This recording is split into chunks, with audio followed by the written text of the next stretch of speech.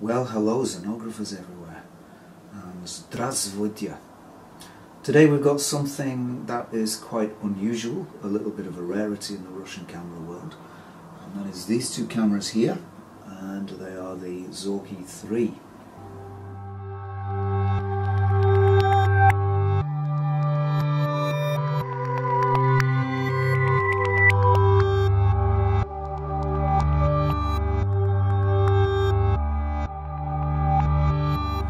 So the Zorki 3, you probably won't be surprised to learn, is the model that came before the Zorki 4.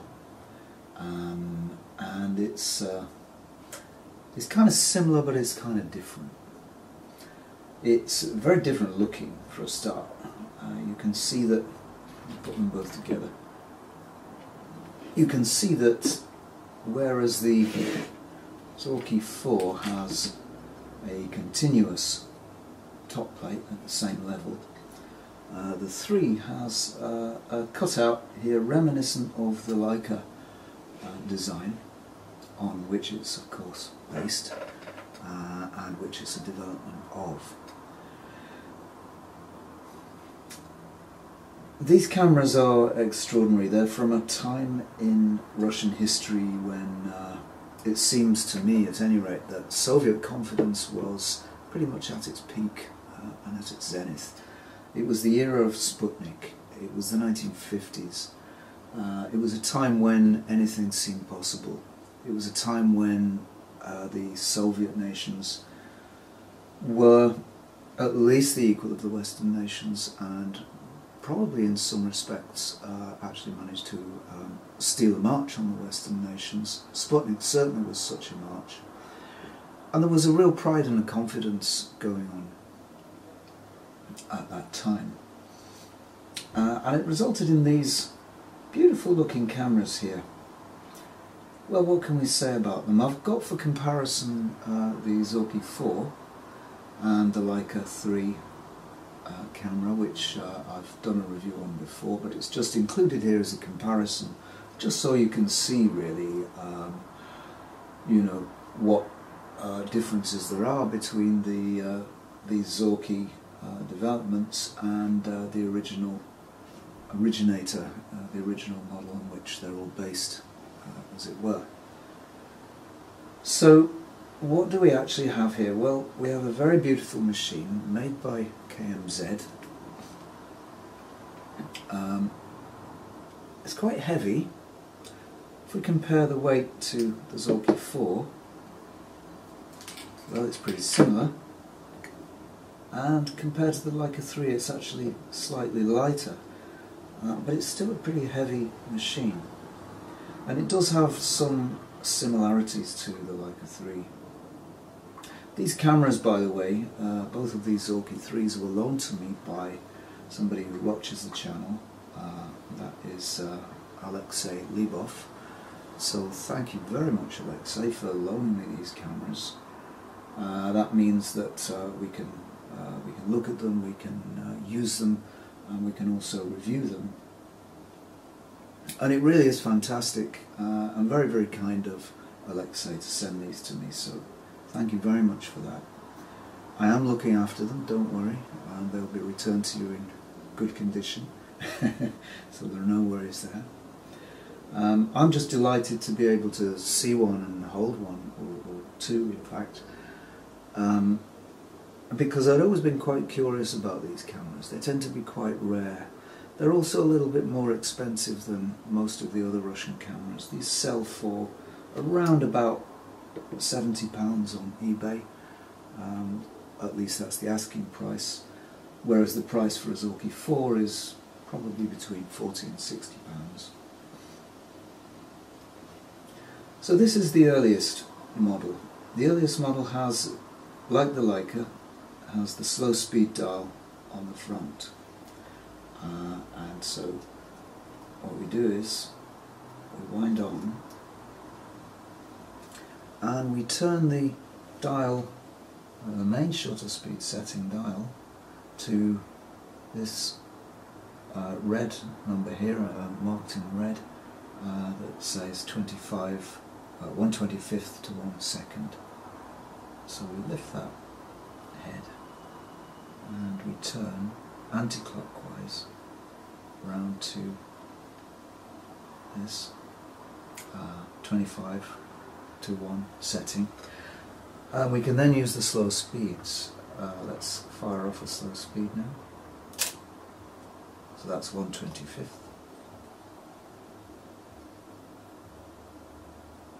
And let's go all the way to 1 second.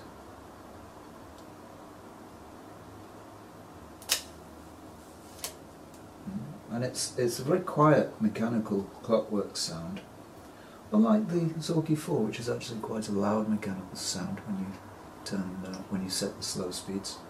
So I'll show you in comparison. Let's wind on the 4 and set that also to 1 second.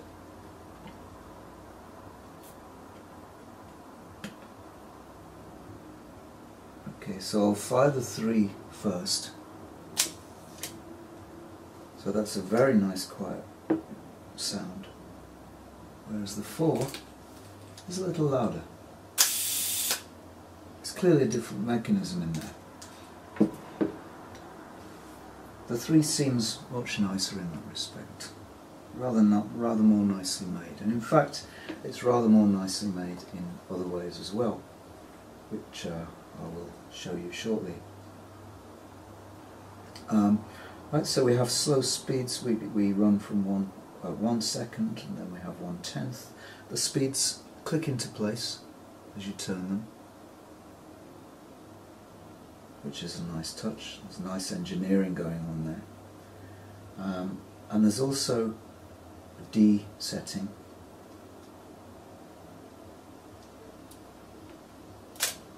That's 1/25 again. There is a D setting past 1, so we turn it to D, and this is the same as the time function on the Leica. I did say in an earlier review that I'd never seen that function on any camera before except for the Leica, but here we are. It's actually on the Zorki 3 as well, and it's a really useful feature because once set to D, once you press the shutter, it stays open, so you can do time exposures, you can do star trails, you can do any sort of long exposures you want. When you want the shutter to close, you just turn exactly the same as the Leica, you just turn the dial back to 1 second,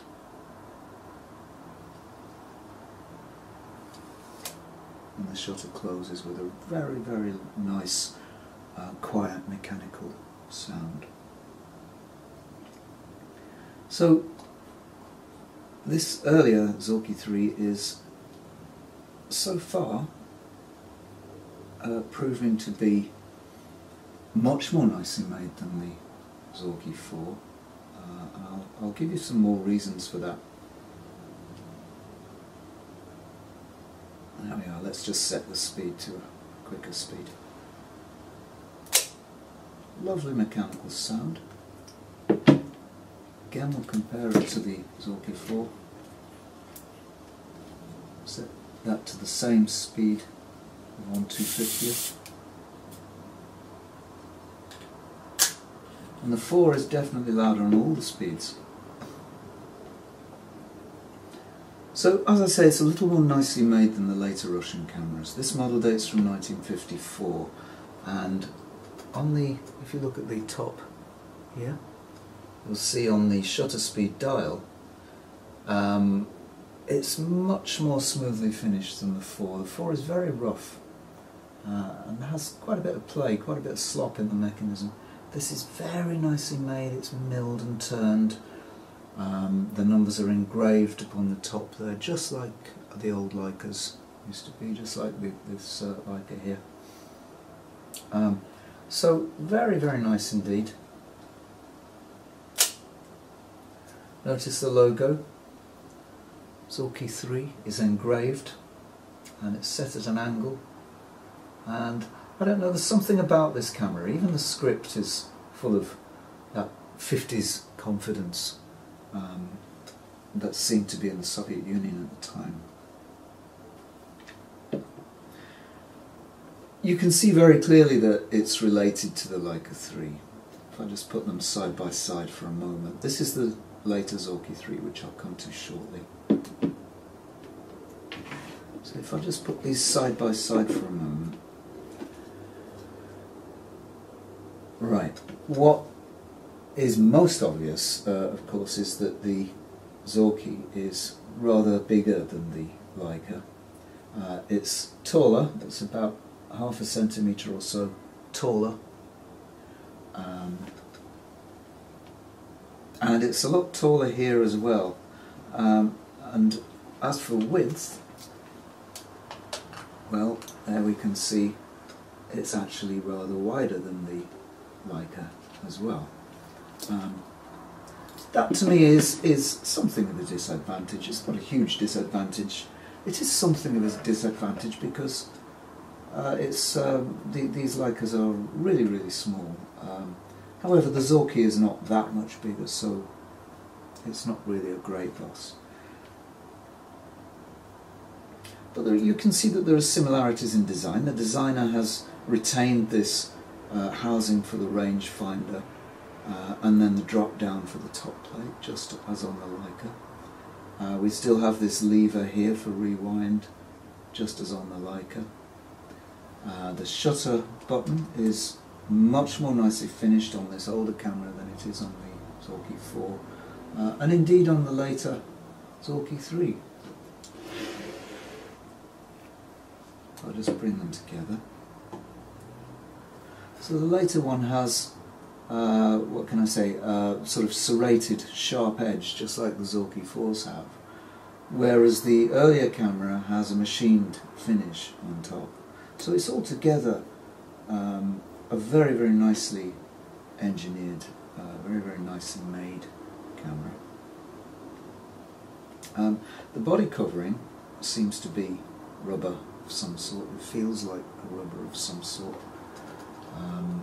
And personally, I've said this on previous reviews, I personally don't like the this rubberized covering as much as the later nylon covering on the Zorki 4Ks, but that of course is a matter of taste, and it's certainly durable, and it's strong, and it's tough, and it's stood the test of time.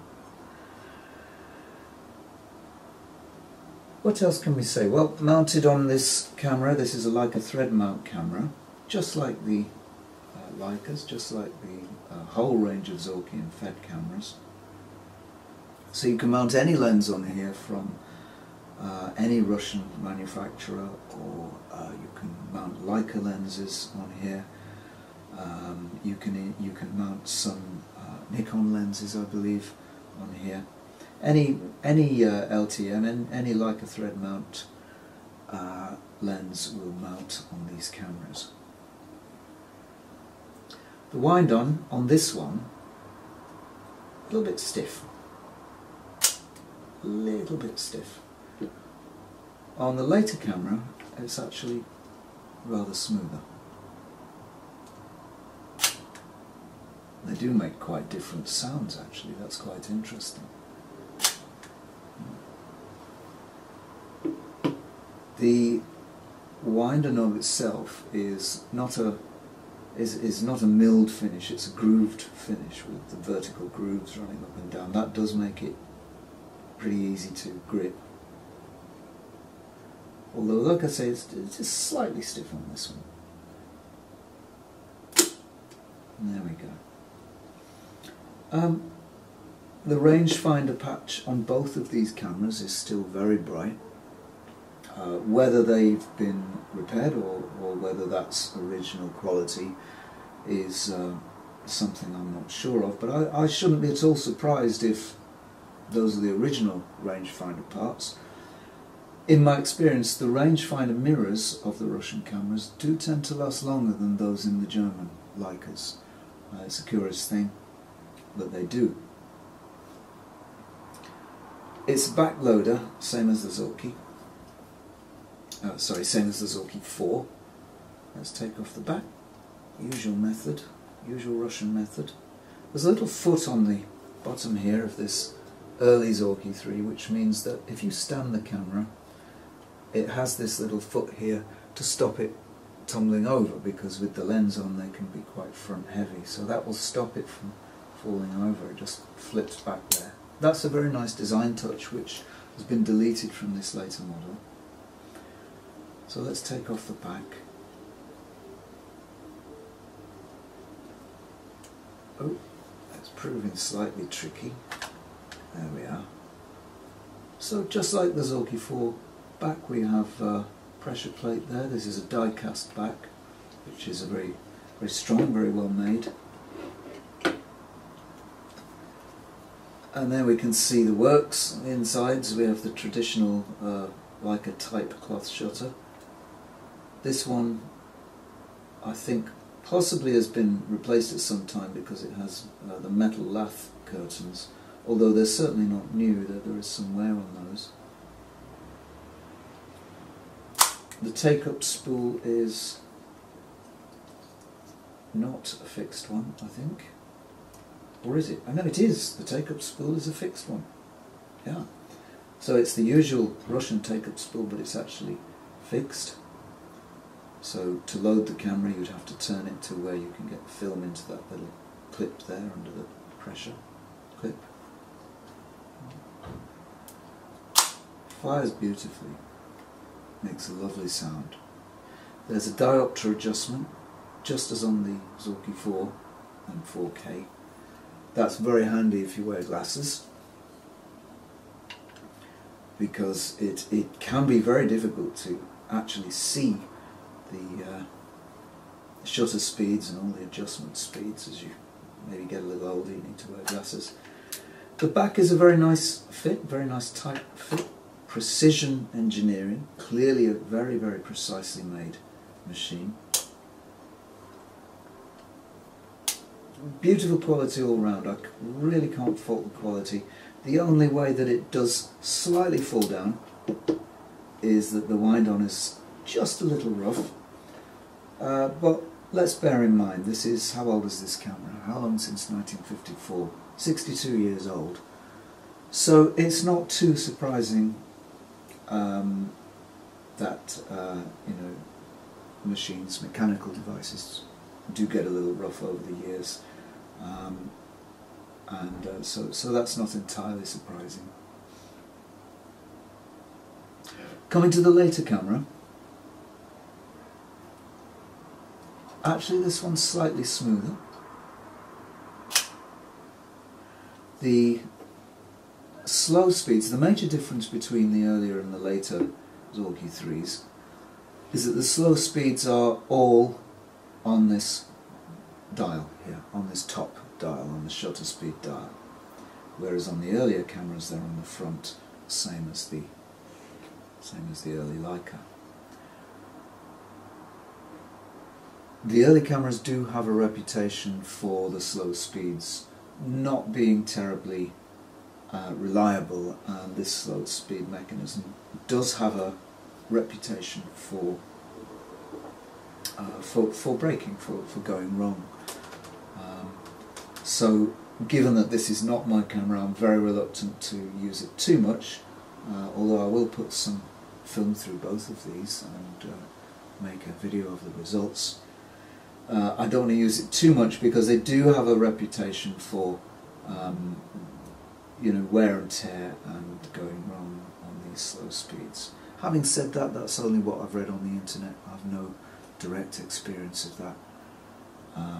It may not be quite as bad a situation as some have led me to believe.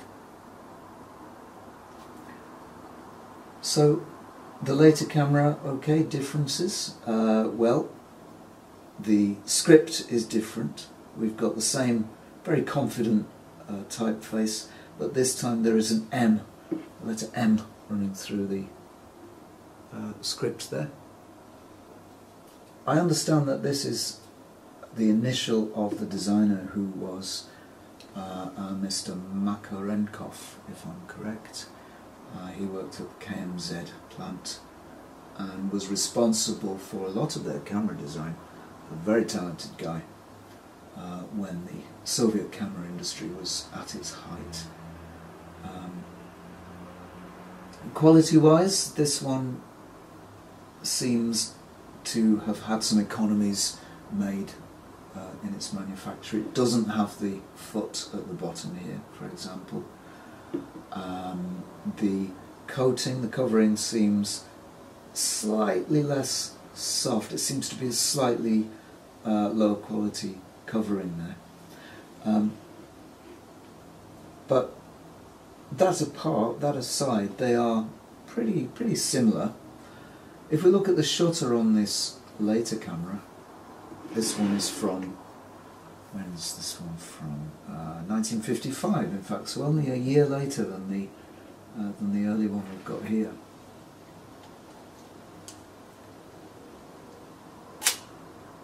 Lovely sound. So let's take the back off and see what we've got. Curiously, again, usual thing, curiously, this camera, the take-up spool actually comes out on this one. This camera, if I wind it, you'll see that the curtains are actually stitched. So that does look like a replacement. Or perhaps not. The original Leica curtains were also stitched. And so there's a similarity there in that respect that isn't there in the earlier camera. So there it goes. Very, very nice mechanism. It always astonishes me that these cameras are capable of doing what they do just by the use of springs, pulleys, levers and so on, and gears. They're from the age of machines.